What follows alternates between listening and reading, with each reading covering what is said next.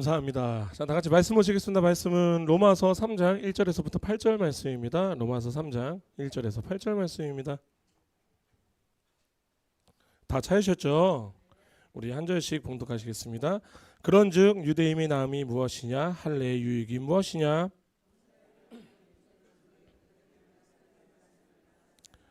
어떤 자들이 믿지 아니하였으면 어찌하리요? 그 믿지 아니함이 하나님의 미쁘심을 패하겠느냐?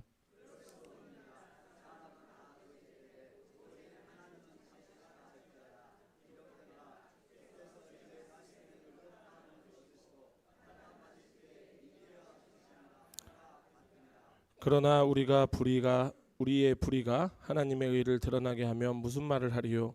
내가 사람의 말을 말하는 대로 말하노니 진노를 내리시는 하나님은 불의하시냐?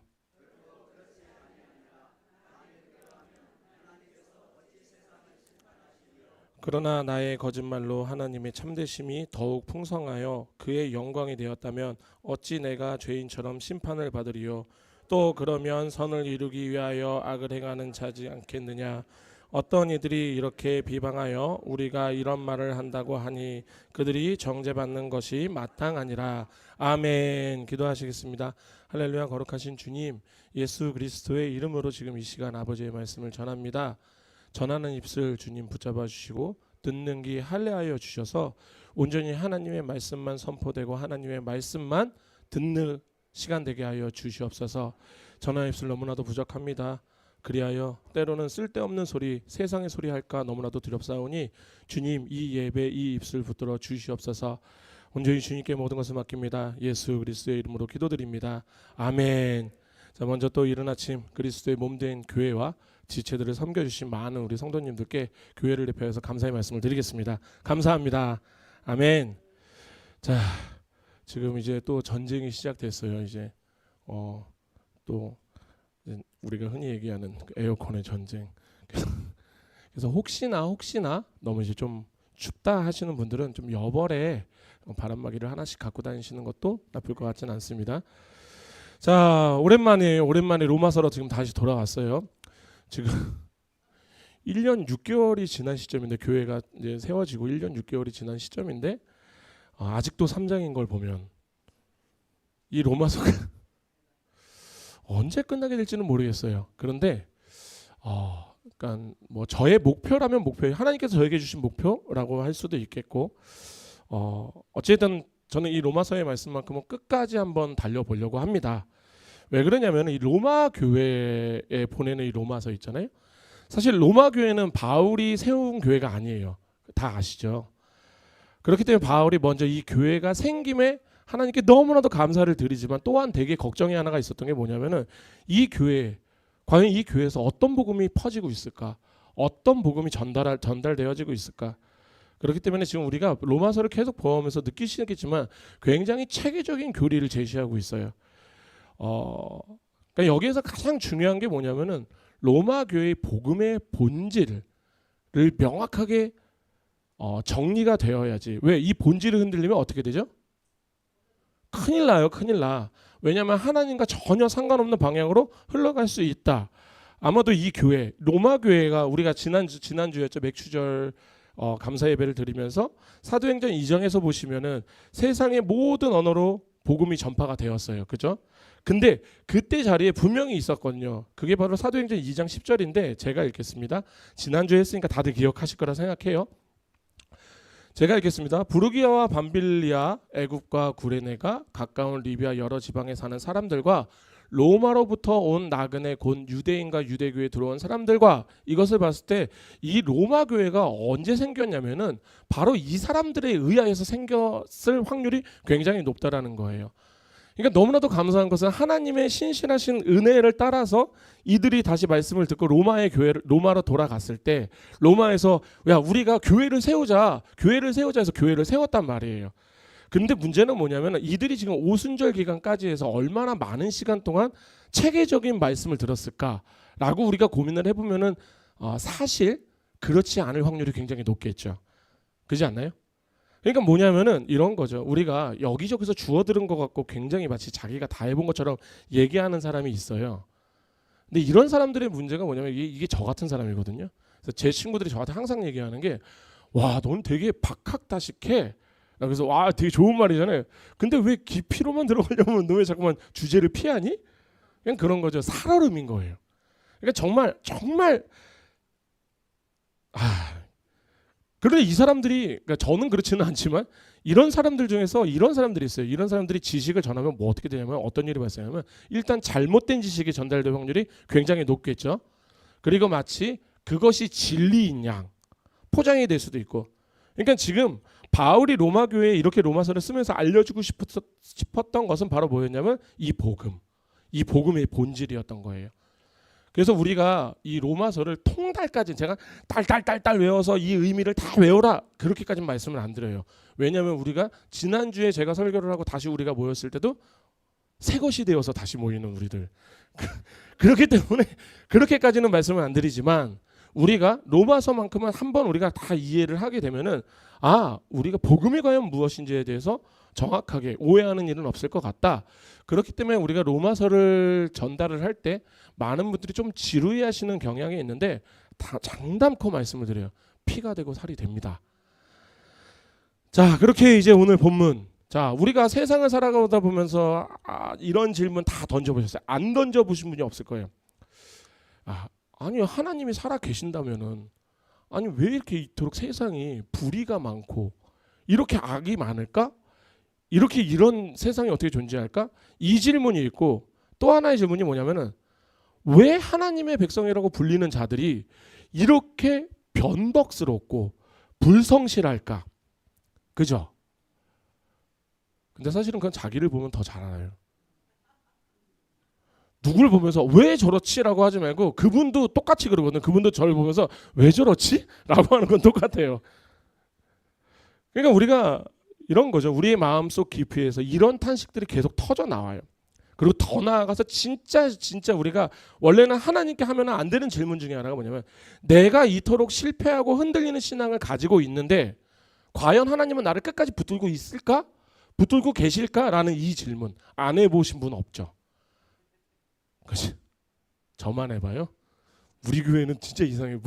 우리 교회는 담임 목사님만 이상한 질문을 자기한테 계속하고. 아마 이 질문은 다 해보셨을 거예요. 나는 하나님의 백성이 맞나? 부터 시작해갖고. 그런데 오늘 본문이 바로 이러한 질문에 해결되는 말씀이 바로 이 본문인 거예요. 그래서 이 질문이 우리가 했던 이 질문이 있잖아요. 이 질문이 지금 시대에 우리에게 하는 질문이 아니에요. 심지어는 로마 시대 때, 바울의 시대 때에도 이 로마서가 기록되었던 이 시대에도 하나님을 예수 그리스도를 믿는 자들은 이 똑같은 질문을 했다라는 거예요. 자기들에게. 그들은 하나님께서 자신들에게 율법에서 지금 보면은 자기들이 율법과 언약을 주신 백성이 특별한 백성이라고 되게 자부를 했단 말이에요. 그러니까 근데 뭐예요? 바울은 로마서 1장부터 2절에 2장까지 뭐라고 얘기했냐면 모든 인류, 그러니까 특별히 유대인들까지도 니들이 생각하는 유대인들까지도 다 죄 아래에 있어. 명확하게 폭로를 합니다.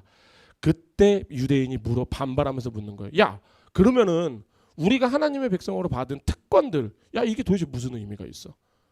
야, 우리가 이렇게 불성실하다고 해서 그러면은 하나님의 그 약속까지 그게 과연 지켜질까? 무효화되는 것은 아니야?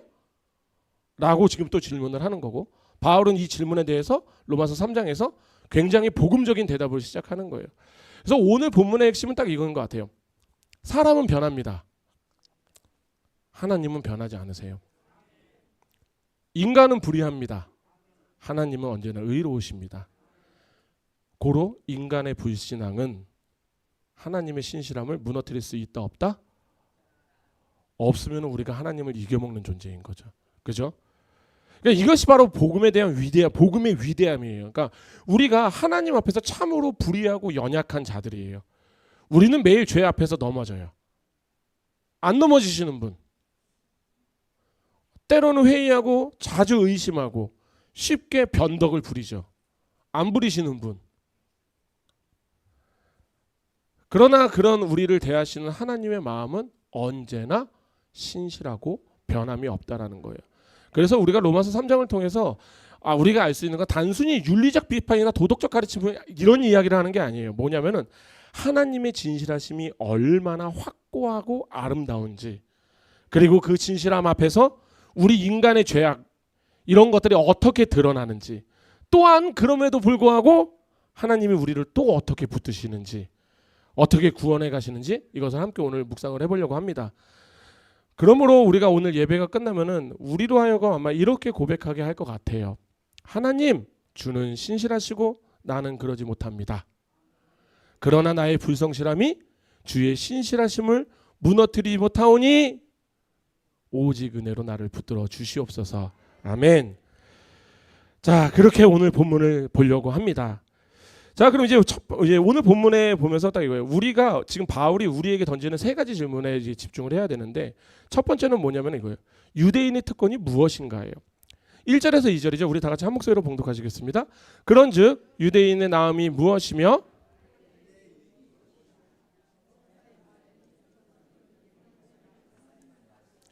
아멘. 첫 번째 유대인의 질문입니다. 그럼 우리가 받은 특권이 무슨 소용이 있어? 라고 물어보는 거예요. 그러니까 바울이 앞서서 로마서 2장 25절에서 29절에서 유대인들의 죄를 고발하였고 그들이 율법을 가지고 있는데도 실제로는 지키지 않았다. 그래서 아무런 유익이 없다라고 아예 선언을 했어요. 그러니까 이러한 논리에 따라서 유대인들은 자연스럽게 항의하듯이 질문을 하는 거예요. 야, 그러면은 너 말대로 하면은 그럼 우리가 유대인인 게 뭔 의미가 있다라는 거야. 야, 할례를 받은 게 뭔 의미고 율법을 받았다라는 게 뭐야? 다 무가치한 거 아니야? 라고 질문을 하는 거예요. 그런데 바울이 지금 이 질문에 대해서 어떻게 대답을 한다? 단호하게 대답을 해요. 범사에 많으니. 뭐다? 유대인이 받은 특권이 굉장히 많다라는 거예요. 그리고 그 특권 가운데 하나가 뭐냐면, 첫째가 뭐냐면은 바로 하나님의 말씀, 구약 성경의 그 계시를 위탁받은 것을 말하는 거예요. 그래서 여기에서 사용된 말씀 있잖아요. 이게 원어로 보면 로기온이라는 뜻인데 단순히 말이 아니에요. 하나님의 거룩한 말씀, 언약적 계시를 뜻하는 게 바로 이 로기온의 단어의 뜻인데, 그러니까 하나님께서 유대인들에게 특별히 위탁하신 구속사를 계시하셨다라는 것. 그러니까 이것은 단순히 정보를 받았다는 의미가 아니에요. 하나님께서 무슨 얘기냐면은 하나님께서 자신의 뜻과 구속 계획을 계시하신 통로가 누가 되었다? 유대인이 되었다라는 거예요. 그래서 모세를 통해서 율법을 주셨어요. 그리고 선지자를 통해서 구속의 메시지를 전하셨어요. 그리고 메시아가 유대인의 후손으로 오실 것까지 약속하셨어요. 그죠? 이 언약을 누구에게 먼저 줬다? 유대 민족에게 먼저 줬다. 그러니까 이것은 유대인의 특권이 아닐 수가 없어요. 이건 굉장한 특권이에요. 근데 동시에 또 뭐가 있다? 엄청난 책임이 되었다라는 거예요. 그래서 오히려 이 특권이 이들에게는 심판의 근거가 되어버렸죠. 왜? 알고도 안 하는 것과 모르고 안 하는 것은 다르죠. 그렇지 않아요? 여기 계신 성도님들 중에서 자녀들이 있는데 얘가 알고 안 하는 것과 모르고 안 하는 거에 대해서 우리는 어떻게 혼내요? 그죠? 알면서 안 하면 더 혼내요. 더 두둥겨 패죠. 두둥겨 패지 좀 마세요. 제가 어릴 때 하도 그런 게 있어요. 아이는 사랑으로 어쨌든 이런 이유예요. 그래서 더 혼나는 거예요. 알고도 안 하잖아요. 그럼 하나님이 더 패시겠다라는 거예요. 그러니까 이와 같은 특권은 동시에 무엇을 동반한다? 책임을 동반한다라는 거예요. 그러니까 한마디로 유대인들은요, 하나님의 말씀을 보관하는 자들이 아니에요. 이들은요, 하나님의 말씀을요 살아내는 자가 돼야 되는 거예요. 하나님의 언약을 받은 자들로서 그 언약 안에서 거룩함과 순종을 실현해야만 하는 것. 그런데 문제가 뭐냐면 유대인들은 이 말씀을 형식으로만 갖고 있었어요. 그렇기 때문에 겉으로는 살아내는 것처럼 보였지만 마음에는 그렇게 실제의 삶에서는 불순종으로 나온 거죠. 그래서 바울이 그들을 지금 책망하면서도 니들이 받은 은혜 그 자체를 부정하지를 않는 거예요. 그리고 다 이 말씀은요 단지 유대인들에 국한되는 게 아니죠. 이 말씀은 바로 오늘날 우리 교회 성도들에게도 동일하게 적용이 되는 말씀이에요. 우리는 성경책을 들고 다니는 사람이 아니에요. 우리는요 성경의 말씀이 마음에 새겨진 자예요. 이 말은 우리가 설교를 듣고 성경 공부를 하고 말씀을 배우고 가르치는 자들이 되어야 된다는 거예요. 그러니까 말씀을 들었다고 해서 하나님께 인정을 받는 게 아니라 말씀을 맡은 자로서 충실하게 살아가는 것, 이게 핵심 포인트인 거예요. 그러니까 이것은 거죠. 배운 만큼 알라, 이게 아니라 배운 만큼 행하라예요. 이게 하나님의 부르심이라는 거예요. 그리고 그러지 못할 시 하나님의 말씀을 아는 자로서의 특권이 어떤 것을 더 부른다? 더 큰 책임을 요구하는 상황이 되는 거예요. 그래서 예전에 제가 이런 말씀 드렸는데 기억하실지는 모르겠어요. 우리는 아는 자로 끝날 것인가 아니면 살아내는 자로 살아갈 것인가. 제가 몇 번이나 말씀드렸던 거예요. 자신에게 계속 반문을 하셔야 돼요. 그러니까 1절에서 2절의 말씀은요. 유대인에게 말씀을 맡은 특권이 있다. 그런데 뭐다? 니들이 그것을 제대로 살아내지는 않았다니까. 니들은 안 살아냈잖아. 그 이야기를 하는 거예요. 그리고 두 번째 질문이 시작이 돼요. 우리의 불신앙이 하나님의 약속을 헛되게 하는가에 대해서 바울이 참 복음적인 답을 이들에게 제시하죠. 그게 3절에서 4절이에요. 한 목소리로 봉독하시겠습니다. 어떤 자들이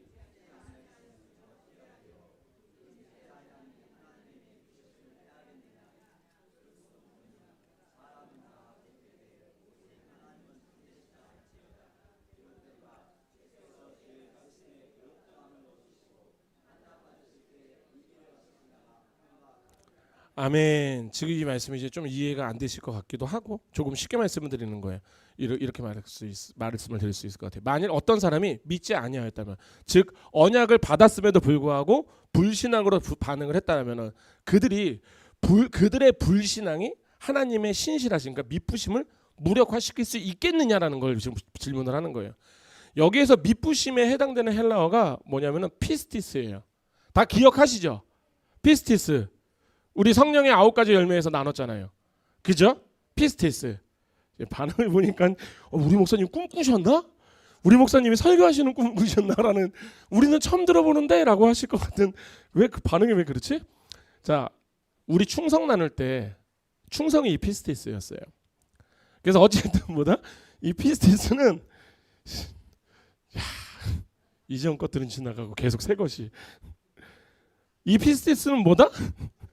신실함, 신뢰할 수 있음, 약속을 지키는 성품. 그래서 이 충성은요, 뭐냐면 하나님의 언약적 성품을 이야기하는 거예요. 제가 그래서 이런 표현을 했어서 충성의 하나님, 이 표현을 했었던 걸로 기억하실 것 같아요. 그러니까 하나님은요, 그분의 언약에 대해서 언제나 진실하세요. 이게 성경 전체의 일괄된 주제예요.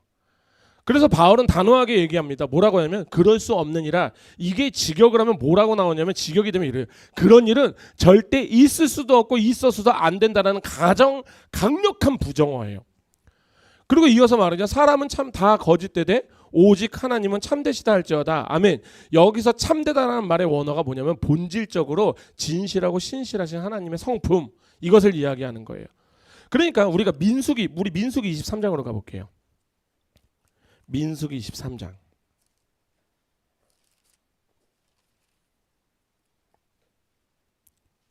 민수기 23장 19절입니다. 민수기 23장 19절. 민수기 23장 19절. 다 찾으셨나요? 한 목소리로 봉독하시겠습니다. 하나님은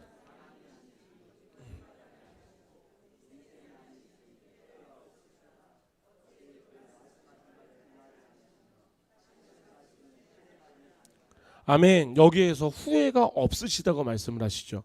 우리가 후회를 왜 해요? 우리가 후회를 하는 이유가 뭘까요? 사실 그런 거잖아요. 좋은 의도든 나쁜 의도든 일단 결과가 안 좋게 나왔기에, 내 마음에 안 들기에, 그래서 우리가 후회를 하는 거잖아요. 그래서 우리 후회하면 보통 그래요. 그냥 하지 말걸. 그때 그냥 그거를 안 했어야 되는데, 그때 아우 하면서 괜히 막 자다가 막 이불 막 걷어차고 막, 그죠? 그래서 우리가 그걸 이불킥이라고 해요. 그런데 지금 민수기의 말씀을 보면 하나님은요, 후회가 없으시대요. 왜? 하나님이 하시는 모든 것의 결과는요, 다 선하니까요. 그러니까 고로 하나님은 자신의 말씀과 일치가 되시는 분이에요. 왜? 이 언약은 신실할 수밖에 없다. 왜? 이 언약이 이루어지는 것은 당연한 거고, 이루어진 모든 것이 이루어질 때 이것은 모든 것이 다 선한 것이기 때문에. 아멘. 그러니까 뭐냐면 인간의 불성실하고 거짓될지라도 하나님이 그 언약을 버리시지 않으시며 오히려 그 거짓된 속에서 하나님의 참되심을 드러낸다라는 거예요. 이게 무슨 소리냐면은 딱 이거예요. 우리 말 안 듣잖아요. 하나님, 내가 만약에 선택하던 백성이에요. 근데 우리가 말을 안 들어요. 그럼 하나님이 후회를 안 하시려면 어떻게 해야 돼요? 저를 말 듣게를 만드셔야 될 거 아니에요. 왜냐면 제가 그래? 너 말 안 들으니까 내가 너 버려버릴 거야 라고 하는 순간 하나님은 이미 결과가 틀어져 버린 거잖아요. 그러면 하나님은 완전한 자가 아니야. 하나님은 불완전한 존재예요. 하나님은 일반 잡신하고 똑같은 신이 되는 거예요. 그러니까 하나님이 하시는 거예요. 그래? 오, 알았어. 제가 말은 안 듣네? 그럼 말 듣게 만들어줄게. 네가 이기나 내가 이기나 해보자. 여기 계신 분을 다 그 싸움 하셨어요. 그죠? 네가 이기나 내가 이기나. 그래서 누가 이기셨어요? 하나님이 이기셨어요. 그래서 이 자리에 있는 거예요. 아멘. 제가 장담할 수 있어요. 또 싸움 또 터질 거거든요. 덤벼보세요. 하나님이 또 얘기하세요. 그래? 네가 이길까 내가 이길까 또 해보자. 그래서 하나님이요 또 두둥겨 패실 거예요. 우리는 아이들은 때리면 안 되지만 하나님 우리를 때려주셔도 돼요. 바로 이거예요. 우리들의 거짓됨 속에서 하나님의 참되심이 분명히 드러난다는 게 바로 그거예요. 니들이 아무리 그러니까 하나님의 백성이 아무리 날고 기고 날아간다고 해도 니들이 뭔지 우리 원로 목사님이 하셨던 얘기죠. 내가 하나님의 그 원을 나가기만 하면 하나님이 톡 하고 다시 안 들어온다. 톡 해서 딱 이게 뭐냐면 하나님이 나가 야 어디 갈 때까지 가봐. 거의 다 갔어. 일로 와. 끄집어 드는 똑같아. 여기 계신 분들 다 경험해 보셨던 거. 아멘. 그 이야기가 이거예요. 하나님의 참되심, 하나님의 진실하심, 하나님의 신실하심이 여기서 드러나는 거예요. 그러니까 만약에 인간의 반응으로 변하시는 분이면 이분은 지금 거룩한 분이 아니라니까요. 구별되었다라고 하셔요. 거룩하시다라는 것은 구별을 뜻한다고 말씀을 드렸죠. 구별은 뭐예요? 어느 것과 똑같지 않다라는 거예요. 만약에 하나님이 이 세상 잡신들과 같이 인간이 좀 잘하면은 복 주고 못하면 벌 주고 이런 신이면요, 저는 이런 하나님 안 믿어요. 왜? 이 하나님은 지금 정말 많아요. 이런 신은 세상에 온갖 잡신들이 다 이 신이에요. 나에게 잘하면 구원하고 나에게 못하면 벌 주고 나에게 심지어 잘하다가 못하면 벌 주고 나에게 못했는데 갑자기 얘가 그 이슬람 있잖아요. 이슬람 같은 경우에 그렇게 못해였어요. 걔네들이 지하드라고 해갖고 폭탄 들고 뛰어드는 거 있잖아요. 그거 왜 하는지 아세요? 지하드를 그러니까 성전 거룩한 성전을 통해서 그렇게 해서 자기가 희생이 되잖아요. 그 사람들은 다이렉트로 천국으로 올라가요. 그러니까 여지간 지들이 너무 지은 죄가 많은 거야. 그러니까 이거 한 방에 해결할 수 있는 게 뭐다? 지하드밖에 없는. 그래서 폭탄 들고 뛰어 들어가는 거거든요. 그러니까 그런 거예요. 그리고 그냥 그런 거예요. 이런 신들은요 세상에 널린 게 이 신이에요. 근데 우리 하나님은 절대 그러지 않으세요. 하나님은 후회가 없으신 분이세요. 그래서 하나님이 여기 계신 분들을 만세 전에 다 계획을 하셨어요. 그래놓고 하나님이 얘기하는 거예요. 그래 니들이 하는 데까지 해봐. 내가 너네 고칠게. 아멘. 그렇기에 완전하신 우리 하나님은 당신의 자신의 본성에 따라서 항상 동일하게 행하시는 분인 거예요. 아멘. 그러면서 4절 하반절에 이렇게 하네요. 기록된 바 주께서 주의 말씀에 의롭다함을 얻으시고 판단 받으실 때 이기려 하심이 함과 같으니라. 아멘. 이게 시편 51편 4절에 인용한 거예요. 시편 51편 자체가 무슨 말씀이에요? 다윗이 밧세바하고 간음한 사건 이후에 회개하며 부른 시가 바로 이거거든요. 근데 이때 다윗이 이렇게 고백을 합니다. 제가 읽겠습니다. 시편 51편 4편이에요. 제가 읽겠습니다. 내가 주께만 범죄하여 주의 목전에서 악을 행하여 사오니 주께서 말씀하실 때 의로우시다 하고 주께서 심판하실 때 순전하시다 하리이다. 이 말씀이 무엇을 말하는 것일까? 바로 뭐냐면 다윗이 비록 하나님 앞에서 죄악을 행하였는데 하나님은요 사람의 죄악으로 당신이 무너지는 분이 아니라는 거예요. 왜? 내가 다윗을 구원하기로 약속했거든. 그래서 어떻게 해요? 거기에서 오히려 그래서 심판하실 때 언제나 의로우시며 죄를 드러내시며 죄인임을 깨닫게 하는 과정을 통해서 자신의 공의와 진실하심을 온 세상 앞에서 드러내시죠. 이게 바로 예수 그리스도께서 십자가에서 우리를 대속하신 사건이에요. 그리고 이것을 우리는 복음이라고 이야기를 합니다. 그러니까 우리의 죄가 하나님을 무너뜨리는 게 아니라 오히려 우리의 죄성이 하나님을 더욱더 찬란히 드러낸다라는 거예요. 아멘. 그러니까 이게 우리가 믿음 생활하면서 제가 구원의 확신을 가지라라고 얘기하잖아요. 우리는 구원의 확신을 여기에서 가져야 되는 거예요. 내가 뭐 좀 해서 구원의 확신이 있다? 그럼 무슨 일이 벌어질 것 같아요? 우리는 오늘 구원받고요, 내일 버림받고요, 내일 모레 구원받고요, 내일 모레 급히 버림받고요. 요번 달은 구원받고요, 다음 달은 버림받고요. 우린 계속 그럴걸요? 왜? 우리 신실하지 않으니까요. 그런데 지금 말씀은요 뭐냐면 하나님의 신실하심이 뭐냐면은 너희들의 실패에 의해서 흔들리지 않는다라는 거예요.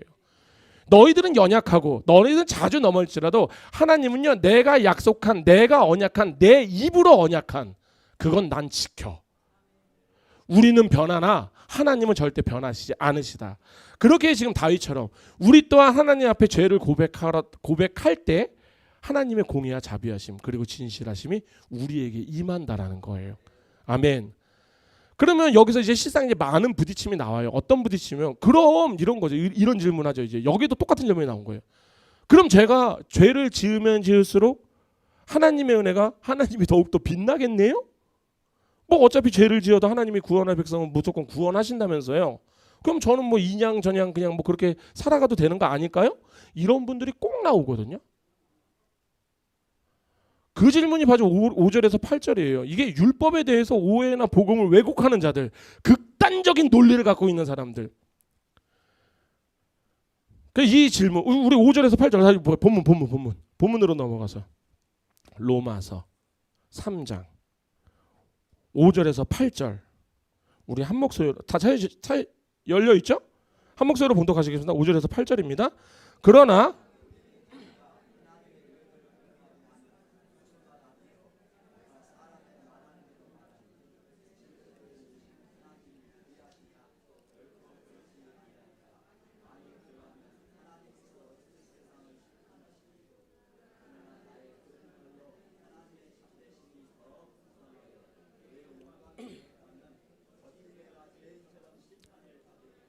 또는 그러면 선을 이루기 위하여 악을 행하는 자 하지 않겠느냐? 어떤 이들이 이렇게 비방하여 우리가 이런 말을 한다고 하니 그들은 정죄받은 것이 마땅하니라. 아멘. 이게 여기서 딱 나오는 질문. 이제 길지만 제가 질문을 축약을 해서 말씀드리는 거예요.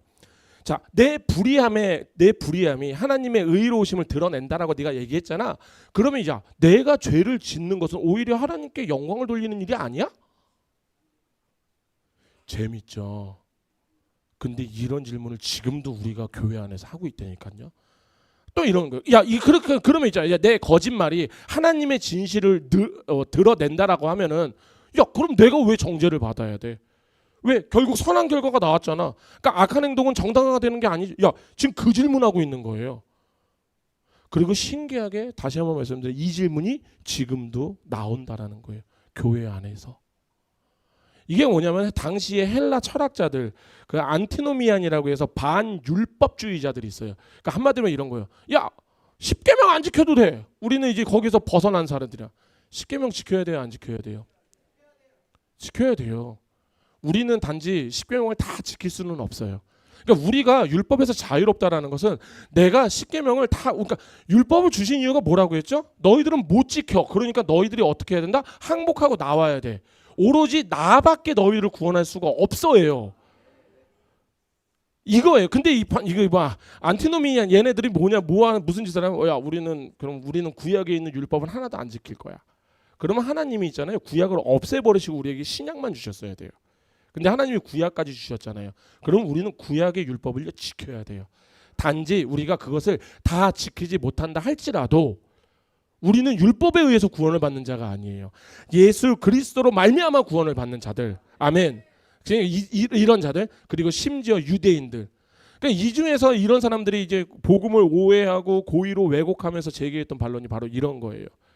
그래서 바울이 5절에서 내가 사람이 말하는 대로 말하노니라고 해서 일부러 이 인용을 형식적으로 해서 소개를 아예 하는 거예요. 근데 혹시 이제 오해는 안 하시겠지만 이 3장을 보면 지금 신기한 구조, 이게 사실 되게 신기한 구조거든요. 뭐냐면은 바울이 이게 지금 어떤 유대인이 바울에게 질문하고 있는 게 아니에요. 아셔야 돼요. 이게 뭐냐면은 바울이 자기에게 질문하고 자기가 답을 하는 형식이에요. 지금 이 형식이 그 형식이거든요.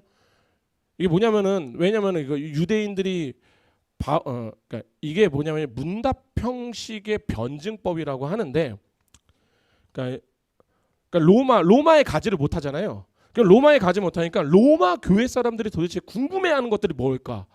근데 사실 바울은 제일 잘 알겠죠. 유대인들이 뭘 궁금해할까를. 지독한 바리새인 중에 바리새인이었던 바울.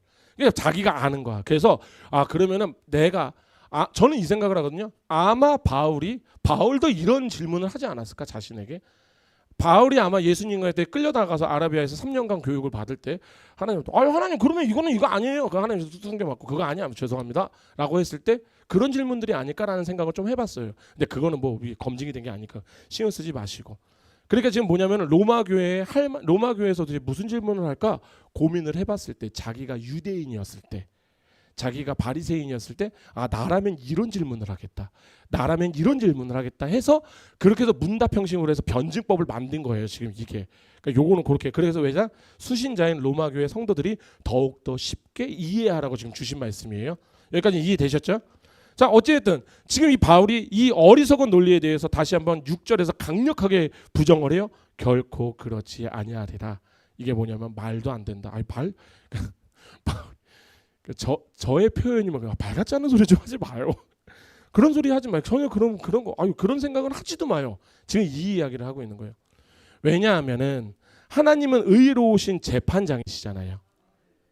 그렇기 때문에 죄를 통해서 자신이 드러난다고 해도요, 그 자체가 면제가 되거나 정당하다고 얘기하시는 분이 아니라는 거예요. 그러니까 하나님은 죄를 통해서 영광을 받으시기는 하지만 동시에 죄를 무조건 심판을 하세요. 그러니까 죄를 통해서 영광을 받는다고 하면은 이제 또 우리가 또 굉장한 큰 모순에 하나 빠지는 게 뭐냐면은 그러면 하나님이 죄를 짓게 하시나? 5절에서 8절의 핵심이 바로 이거예요. 결과가 좋다고 해서 그 수단이 정당화가 되는 게 아니라고요. 이게 무슨 말이냐면 이런 거예요. 요셉의 형제들이 요셉을 팔았죠. 근데 나중에 결과를 보면 요셉을 통해서 야곱의 가족들이 구원을 받죠. 더 나아가서 이스라엘 백성들이 다 구원을 받아요. 그래서 애굽에서 고센 지방을 넘어서 참 정말 한때는 잘 먹고 잘 살았다가 나오잖아요. 그죠? 그래서 어떤 이들이 이런 얘기를 해요. 하나님의 계획하심으로써 이들이 요셉을 팔게 된 거야. 아니라니까요. 그러면은 하나님이 이들에게 너 죄를 지어. 너 죄를 져도 돼. 라고 얘기한 거예요. 그리고 죄를 지내를 혼내. 말이 안 되잖아요. 하나님은 죄와 상관이 있다 없다? 없다예요. 이게 왜 가능할까? 하나님은 죄가 없으신 분인데 이들이 죄를 지는 것이 왜 어떻게 하나님의 계획 안에 들어가 있을까라고 생각을 했을 때 이것은 섭리예요. 그러니까 우리가 하나님의 계획과 섭리를 자꾸 헷갈려요. 하나님의 계획은요, 임누림을 만세전에 계획하셨고 구원하시겠다라는 게 하나님의 계획이에요. 그런데 이 가운데 과정에서 하나님의 섭리가 발현이 되는 거예요. 때로는 저의 죄성으로 저는 이상한 데를 가겠죠. 저의 죄성으로 이상한 짓을 해요. 그럼 하나님은 하나님의 계획하심에 따라서 그 섭리에 따라서 다시 얘를 끌고 와요. 이게 섭리. 그러니까 뭐냐면 이거예요. 만약 요셉의 형제들이 그렇게 안 했어도 하나님은요, 요셉을요 보냈을 거예요. 합법적인 요소를 통해서라도 애굽의 총리로 만드셨을 거예요. 왜? 이스라엘 백성들을 구원을 해야 되니까. 그리고 그 후에 그들을 건져내야 되니까. 그러니까 이 말이 뭐냐면 하나님은요, 당신의 계획하심을 위해서 인간의 죄성으로 해서 벌어진 악한 일 있잖아요.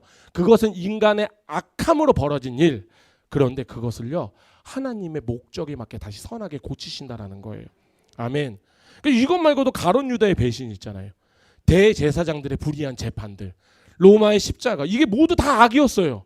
그죠? 그런데 하나님은요, 그 악 가운데서 다시 하나님은 그걸 다 선으로 바꾸세요. 이런 거 있죠. 예전에 이제 어떤 큰 교회에서 한 10몇 년 전, 20년 전에 됐어. 제가 예전에도 한번 말씀을 드렸는데, 전도대회 한다고 해갖고 청년부들이 무슨 짓을 했냐면은 뭐 소개팅도 시켜준다. 우리 교회 자매 많으니까, 우리 교회 뭐 많으니까 해서 뭐 그런 일이 있었었어요. 그리고 뭐 이제 아니면은 우리 교회 와서 뭐 6개월 이상 등록하고 6개월 이상 출석을 하면은 그때 당시에 아이리버 16기가 16기가 MP3를 주겠다. 이런 일들이 있었어요. 그래서 그것 때문에 어떤 지금 이제 그 교회는 이제 메가처치가 돼서 대형 교회이긴 하지만 이제 그런 일들을 통해서 그 교회에 굉장히 많은 청년들이 모였단 말이에요. 이거는 인간의 간악함. 하나님이 만약에 그렇게 해서 꼬시려고 했으면요, 여기 계신 분들 다 일론 머스크만큼 돈 벌어야 돼요. 우리 주사랑교회 여기 성도님들이 다 일론 머스크처럼 한 나라의 GDP를 넘는 다 돈을 갖고 있다. 장담할 수 있어요. 우리 교회 매어 터져요. 매어 터져요. 그리고 여기 계신 분들 오늘은 제가 지은 교회에서 예배드리죠 하고 막 교회가 막 그렇게 있을 거예요. 우리 교회가 아마 몇만 채는 될 거예요. 그러니까 이거는 인간의 간악함.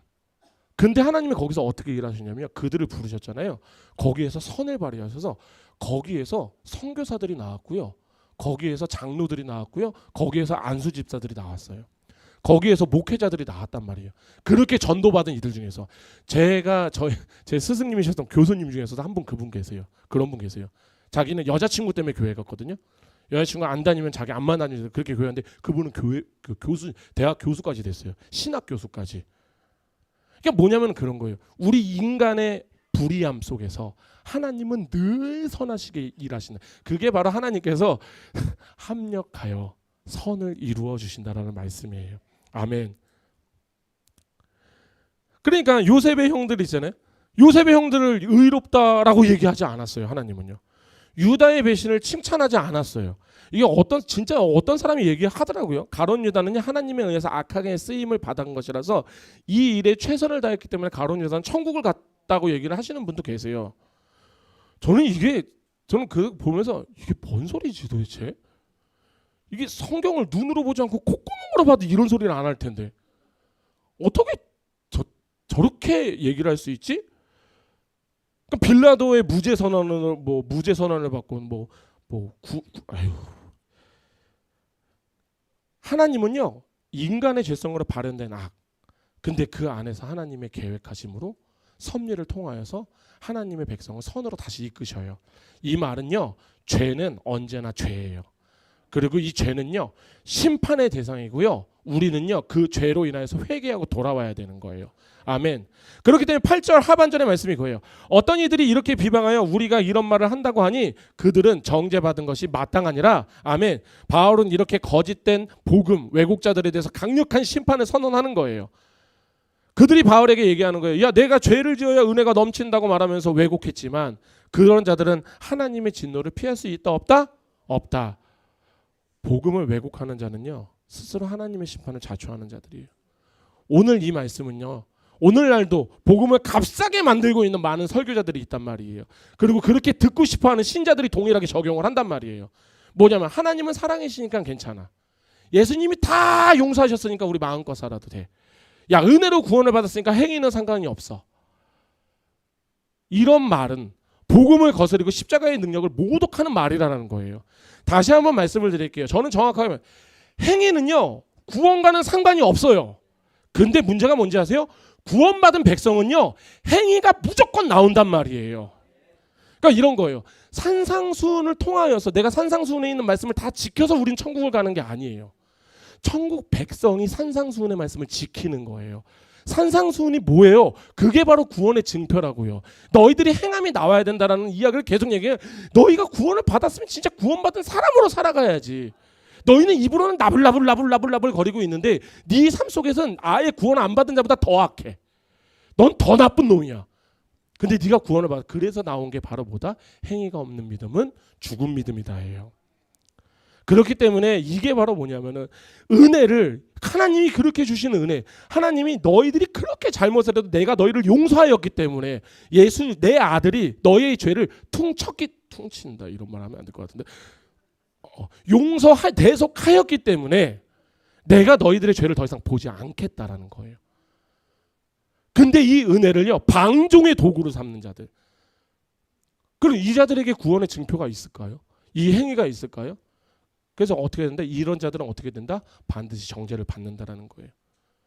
그렇기 때문에 우리가 때로는 하나님의 일을 하면서 결과에 집착하시는 분들이 계시는데 결과 중요해요.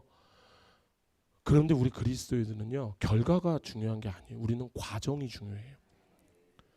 결과가 아무리 좋게 나온다 해도요, 그 과정에서 하나님이 기뻐하지 않는 방법이 있다라고 하면은, 그 상황이 있었다면은 결과가 아무리 100% 완벽하게 나와도요, 우리는 분명히 앉아서 회개해야 돼요. 왜? 복음은요, 죄를 절대 가벼이 넘기지를 않아요. 만약 하나님이 죄를 가벼이 넘겼으면요, 예수님 굳이 돌아가지 않으셔도 돼요. 그거보다 진짜 복음을 아는 우리는요, 오히려 더 철저히 회개로 주님 앞으로 돌아갑니다. 아멘. 자, 이제 마무리를 하겠습니다. 자, 오늘 우리가 이제 로마서 3장을 통해서 한 가지 분명한 진실을 확인했어요. 인간은 변하지만 하나님은 변하지 않으십니다. 우리는 불의하지만 하나님은 언제나 의로우시고 진실하십니다. 아멘. 이것은 우리가 바로 불의해도, 여기 계신 우리가 오늘 이런 거죠. 오늘 이 자리까지 오시면서 죄 안 지으신 분, 우리가 죄를 안 지어서 천국을 간다라고 생각하시는 분들이 가끔가다 계시거든요. 그래서 내가 죄를 지으면 안 돼, 죄를 지으면 안 돼요. 이거는 당위성. 무조건 우린 죄를 지으면 안 돼요. 문제는 뭐다? 우리는 죄를 짓는다, 안 짓는다? 짓는다. 그러면 여기 있는 우리 누구 중에서 누가 천국을 가겠어요? 그렇지 않아요? 저는 오늘 여기 단에 서기까지 고작 몇 시간 동안 제가 몇 개의 죄를 지었을까라고 고민을 해봤을 때 저는 모르겠어요. 제가 몇 개의 죄를 지었는지를 모르겠어요. 그런데 하나님은요, 오늘 이 죄인을 이 자리에 세우시고, 하나님은 이 죄인을 통해서 또 하나님의 말씀을 선포하세요. 그 선포하시는 선을 발휘하신단 말이에요. 저는 불의한 자예요. 그런데 하나님이 신실하세요. 아멘. 그렇기 때문에 하나님께서 유대인에게 주신 이 특권 있잖아요. 곧 하나님의 말씀을 받은 자로서, 맡은 자로서 은혜를 결코 헛되이 하면 안 된다. 하지만 문제는 그들은요, 이 생명의 말씀을 지식으로만 알고 있었고 삶으로 살아내지 않았다라는 거. 오히려 그렇기 때문에 그들은 이 특권이 책망의 심판이 되는 근거가 되었죠. 지금 오늘 이 말씀이요, 오늘 우리에게 정말 동일하게 적용이 되는 말씀이에요. 우리는 하나님의 말씀을 맡은 자예요. 복음을 들고 있는 자고요. 복음이 새겨진 자예요. 그래서 우리는 예수 그리스도의 그 십자가의 은혜 아래서 살아가는 자들이에요. 그러므로 오늘 우리는 이 말씀을 통해서 내 자신에게 무조건 반문해야 돼요. 나는 하나님의 말씀대로 그 말씀을 맡은 자로서 살아가고 있는 자인가? 어쩌면 내 신앙은 지식과 정보에 머물러 있지 않은가? 나의 하나님은 정말 신실하셔서, 그런데 내가 이 신실하심을 이용하여서 나는 죄를 과연 가볍게 여기고 있지 않은가? 하나님의 신실함을 믿는다고 하면서 내가 하나님께 까불고 있으면, 그 하나님의 신실함 때문에 내가 하나님께 까불고 있으면, 그 까부는 게 뭐야? 나 한 번 구원은 영원한 구원이야? 난 구원 받았으니까 괜찮아? 구원 받을. 난 회개 안 해도 돼. 왜? 난 구원 받았으니까. 그래서 난 괜찮아. 저래서 난 괜찮아. 이 하나님의 신실하심이 누구에게 적용이 되나요? 바로 하나님의 백성에게 적용되는 단어예요. 그런데 제가 아까 말씀드렸던 것처럼 그런 행위도 하나도 안 나와요. 구원의 증표인 행위가 하나도 안 나와요. 그냥 하나님 믿는 사람보다, 하나님 안 믿는 사람보다 더 악해, 더 나빠, 더 이상해. 그런데 그런 자들이 지금 얘기하는 거, 난 구원 받았으니까 난 괜찮아. 전 그 자들에게 진짜 이렇게 얘기해요. 처음으로 돌아갑시다. 구원 받았는지 안 받았는지 확인해 봅시다. 근데 그거는 제가 알지를 못하잖아요. 제가 불러놓고 당신 구원 안 받았습니다, 구원 받으셔야 됩니다 라고 얘기할 수는 없잖아요. 그래서 이것은요, 무조건 개인이 하나님과 1대1로 가는 거예요. 여기 계신 분들 제가 누누이 우리 교회는 제가 누누이 말씀드려요. 20년, 30년, 40년, 50년 예수를 믿는 게 우리가 착각을 하고 있으면 내가 예수를 믿었다고 착각을 한단 말이에요. 이것은 생명하고 직결되어 있는 문제잖아요. 그럼 어떻게 해야 돼요? 내가 만약에 좀 이상하잖아요. 그럼 우리는 바로 앞으로 가야 돼요. 제일 앞으로 가서 내가 과연 하나님을 만났나 안 만나부터. 이게 정리가 안 되면 난 이상한 짓을 계속하다가 하나님께 갔는데 하나님이 이러는 거예요. 누구세요? 아유, 또 그러겠죠. 말씀에 있는 거 똑같은 짓 하는 거예요. 주님, 제가 주님의 이름으로요, 귀신도 쫓았고요, 사람도 고쳤고요, 다 했어요. 근데 하나님이 얘기해요. 내가 네가 누군지를 모르겠어요. 누구세요? 넌 날 한 번도 믿은 적이 없잖아. 하나님의 신실하심을 믿는다면요, 우리는 그것을 그 하나님의 신실하심을 믿고 까부는 자들이 아니에요. 하나님의 백성이면요, 하나님의 신실하심을 우리의 죄를 정당화하는 데 쓰지 않아요. 오히려 그 변함없는 하나님의 진실하심, 그 신실하심이 우리로 하여금 더욱더 거룩함과 경외함 가운데 살게 할 수 있도록 그 은혜로 우리를 계속 이끌어 가신단 말이에요. 우리가 은혜를 받으면, 제가 예전에 이런 말씀 드렸잖아요. 누군가 나의 빚을, 제가 막 200억의 빚이 있었어요. 누군가 제가 진짜 있었던 일이에요. 우리 원로 목사님도 아시는데, 제가 과일 장사를 하다가 까불다가 제가 다 말아먹고 이제 좀 될 때는 막 그거 다니다가 나중에 다 말아먹고 빚까지 져갖고 원로 목사님한테 말씀도 못 드렸는데, 원로 목사님한테는 그냥 내 카드빚만 이것만이라도 해결해 달라고 해서 쭉 무릎 꿇고 해서 결국에는 갚아주셨거든요. 그런데 사실은 그 다음에 있는 더 많은 빚들이 있잖아요. 그걸 갚아야 돼. 어떻게 갚아? 왜? 어머니도 갖고 있는 게 뻔한데, 그렇다고 해서 어머니 신장을 팔 거야, 내 신장을 팔 거야? 뭘 팔 수 있는 게 아니잖아요. 그래서 그때서부터 중내산에, 그래서 어떤 캐피탈 거기서 그 직원이었죠. 그 직원하고 저하고 되게 연락을 잘했어요. 그래서 제가 하루 벌어서 하루 팔면은 내가 오늘 20만 원이라도 입금할게요, 10만 원이라도 입금할게요. 그렇게 하면서 그냥 하루 그렇게 해서 막 살았어요. 막 그렇게 살아왔어요. 그러다가 어느 날인가, 그러니까 그분도 제가 빚을 너무 잘 갚으니까 너무 좋은 거야. 그래서 내가 오늘 우리 부장님이랑 얘기했더니만, 부장님이 오늘 얼마 입금하면은 이자 얼마를 탕감해 주겠대요. 그래요? 그럼 내가 이거 막 하다가 1년 반인가 그걸 다 갚았어요. 근데 너무나도 감사한 거예요, 그 사람한테. 그 사람이 생각했어요. 원래 그 사람이 아니었으면 제가 제가 갚은 거에 2배는 갚아야 되는데, 그 사람이 얘기를 잘해서 뭐 해갖고 해서 뭐 탕감해. 그때 당시에는 알잖아요. 우리 신용불량자 그렇게 많이 나왔을 때는 막 빚 탕감해주고 이자 탕감해주고 막 이럴 때 있었잖아요. 그때 막 그렇게 해서 갚았단 말이에요. 너무나도 감사한 거야. 너무나도 그 친구가 고마운 거야. 저보다 나이가 많은지 적은지 모르는데, 그래서 그 친구한테 처음으로 제가 우리나라에 없는 멜론, 그때도 이제 과일장사였으니까 멜론 해갖고 주소 하나 알려달라고 이러면서 멜론을 3박스를 보내줬어요. 그쪽에다. 그 사람도 감동을 받았어요. 자기가 여지껏 빚독촉을 하면서 이렇게 성실하게 갚는 사람도 처음이었지만, 다 갚았다고 자기한테 멜론 보내주는 사람도 처음이라고. 그런 거예요. 너무나도 감사하니까 멜론이라도 보내주고 싶은 거예요. 그러니까 이게 은혜를 받은 사람이 이렇게 산다니까요. 우리가 정말 하나님의 은혜를 받았다고 치자고요. 하나님의 은혜를 받았으면 내가 나 한 번 구원 받았으니까 영원한 구원이야 하고서 그러고 개판치고 살겠어요? 아니죠. 그 구원이 너무나도 감사해서, 이 구원이 나의 의가 하나도 안 들어가는 구원, 그 구원이 너무나도 감사해서 내가 하는 게 뭐예요? 빈대떡이라도 한 장 더 붙여갖고 하나님께 갖다 드리고 싶은 거예요. 아멘. 이게 은혜를 아는 자예요. 그러니까 저는 우리 그리스도인들이 은혜를 아는 자가 됐으면 좋겠어요. 제발 좀. 저는 그렇기 때문에 오늘 우리 주산한교회, 우리 여기 계신 우리 성도 한 사람 한 사람에게 3가지의 당부를 드리겠습니다.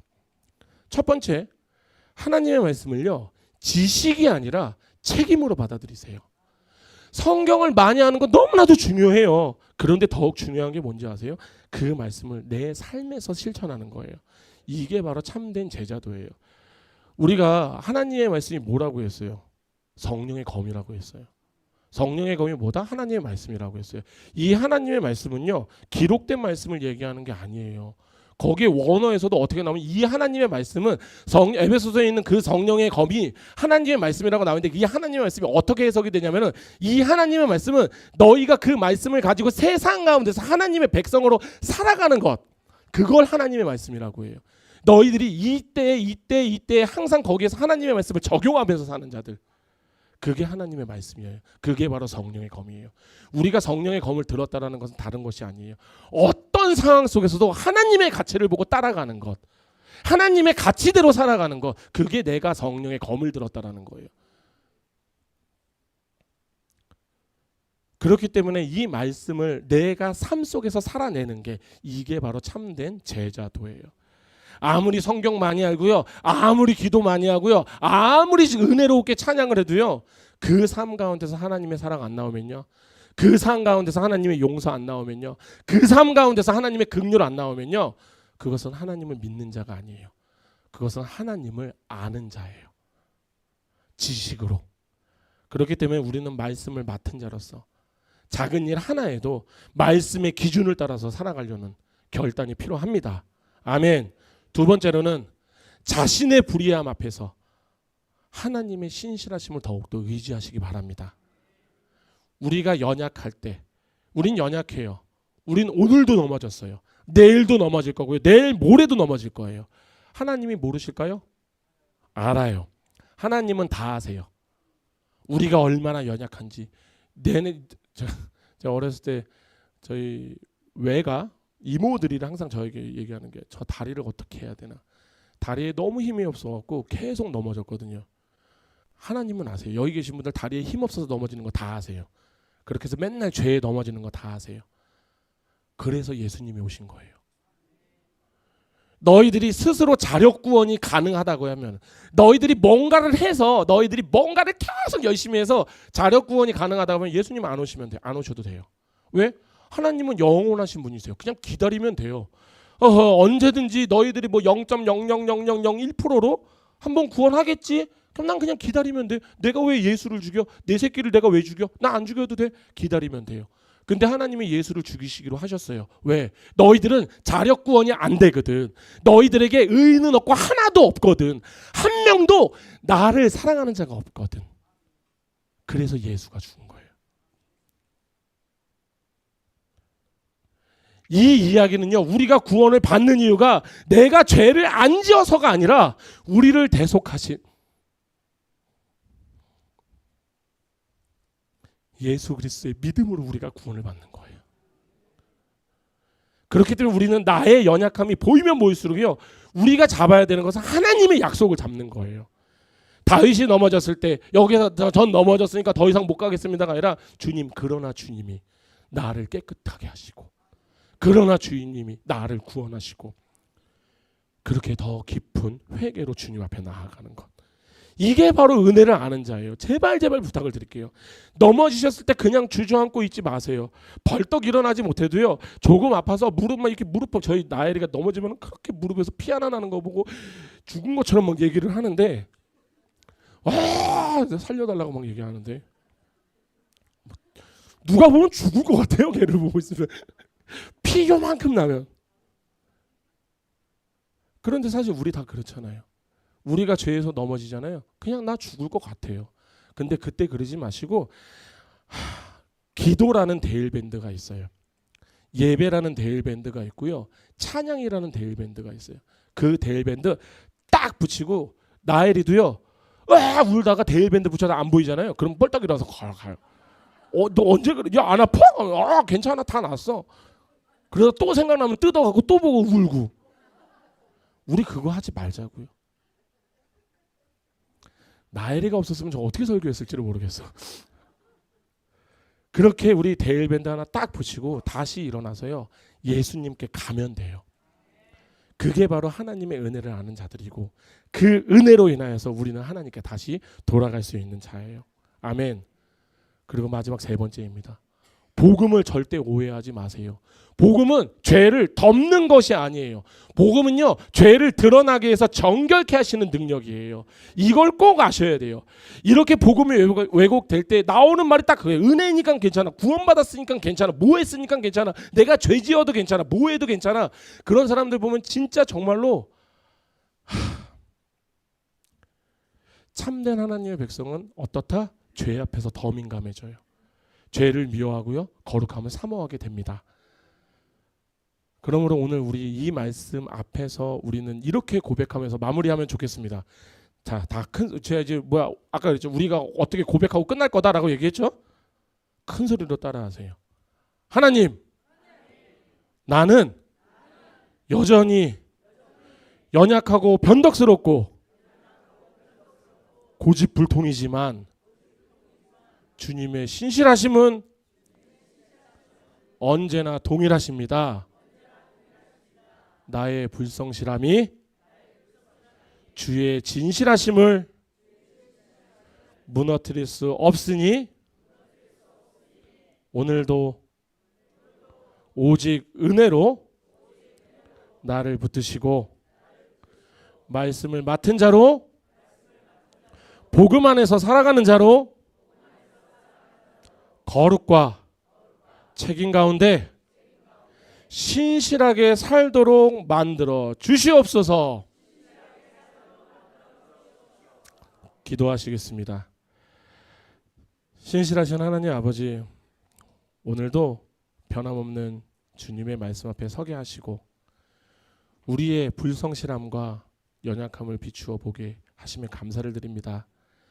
우리는 매일매일 흔들리고 넘어지고 말씀을 지식으로만 알고 머무를 때가 너무나도 많습니다. 그러나 주님의 그 신실하심이 우리의 죄악보다 크고 우리의 무너지심보다 깊고 우리의 변덕보다 넓으심을 다시금 고백합니다. 주님, 그렇게 주님의 말씀을 맡은 자로서 특권이 책임이 되게 하시고 은혜를 값싸게 여기지 않게 하시고 복음을 오해하지 않게 하시고 더욱 거룩한 삶을 갈망하게 하여 주시옵소서. 주의 진실하심을 핑계 삼아 죄를 정당하지 않게 하시고 오히려 그 진실하심 앞에 더 겸손하게 더 철저하게 회개하며 살아가게 하여 주시옵소서. 오늘도 우리 안에 은혜로 역사하시는 주 예수 그리스도의 십자가를 붙들게 하여 주시옵시고 신실한 주님만 의지하게 하여 주시옵소서. 주님 사랑합니다. 예수 그리스도의 이름으로 기도드립니다. 아멘.